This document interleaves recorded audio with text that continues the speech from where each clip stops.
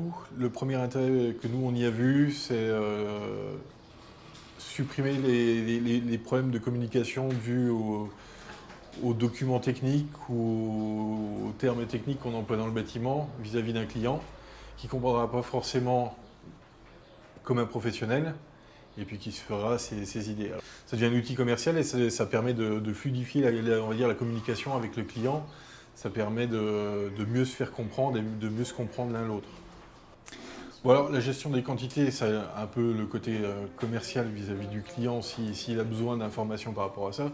Nous, la gestion des quantités par rapport au BIM, c'est très important. C'est-à-dire que quand on fait un modèle 3D, quand on fait une maquette numérique, on peut la modifier très facilement. Ce qui fait que si le client change d'avis, on peut modifier la maquette et puis avoir très rapidement un nouvel étalonnage des quantités et donc du prix de l'ouvrage.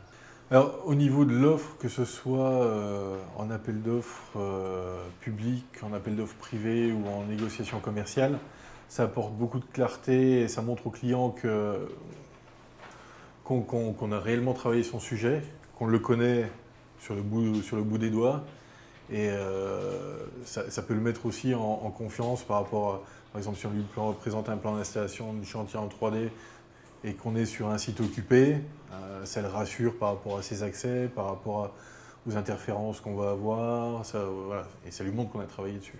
Sur les plans de retrait amiante, ça apporte pareil, beaucoup de clarté. Alors, on réalise un modèle 3D, on en fait des exportations sous forme d'images. On teinte les zones polluées, les zones non polluées, et ça permet voilà, d'être tout de suite très clair vis-à-vis du client qui connaît le site mais qui ne connaît pas la technique, et vis-à-vis par exemple de l'inspection du travail qui elle ne connaît pas le site mais connaît la technique. Donc ça permet de communiquer vis-à-vis des deux.